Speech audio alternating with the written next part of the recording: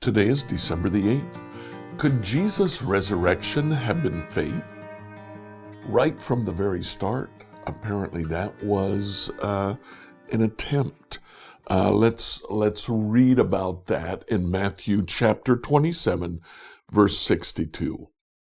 The next day, that is, after the day of preparation, the chief priests and the Pharisees gathered before Pilate, and they said, "Sir, we remember what that impostor said while he was still alive. After 3 days, I will rise again. Therefore, command the tomb to be made secure until the third day. Otherwise, his disciples may go and steal him away and tell the people he's been raised from the dead. And the last deception would be worse than the first."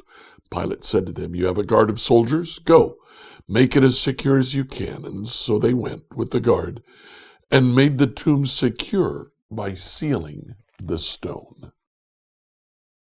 Temple soldiers now protect the tomb from fear of the disciples coming to steal away the body. This is actually the first of a very few theories that say the resurrection was faked. That the body was stolen, well,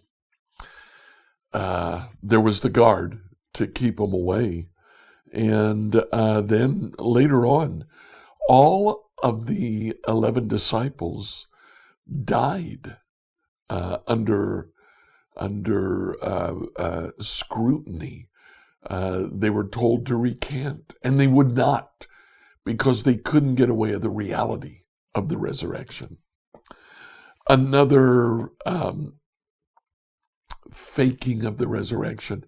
There are those who say this was mass hysteria, but for the mass hysteria to be agreed upon so generally is highly unlikely.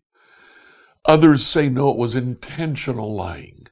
The disciples took advantage of what Jesus had taught and then lied about his resurrection. Well, yeah, they could have done that. They could have come to that agreement. But then those who opposed them could have simply produced the body. Finally, there's an incredible statement that Jesus didn't actually die. He only fainted. And when he was put away in the coolness of the tomb, he recovered and got out. He recovered pushing away the rock. If I fall ill, I don't want someone to wrap me in death cloth and stick me in a tomb with no food or water for 3 days.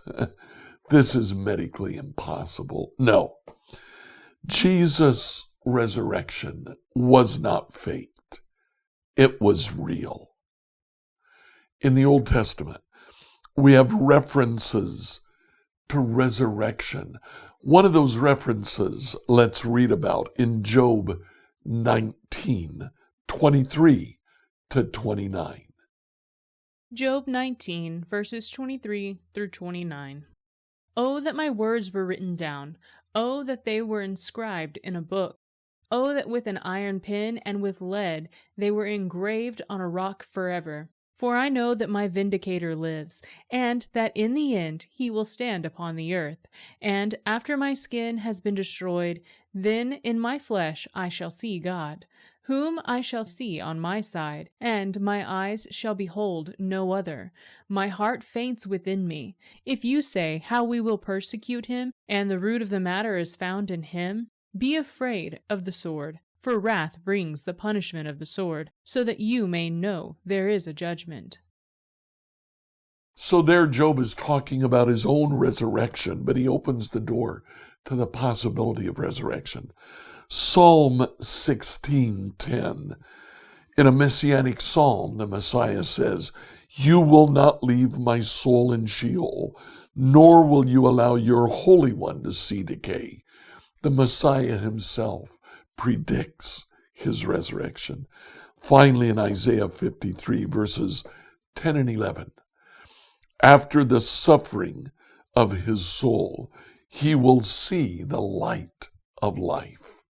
The suffering servant, Jesus, is resurrected from his death.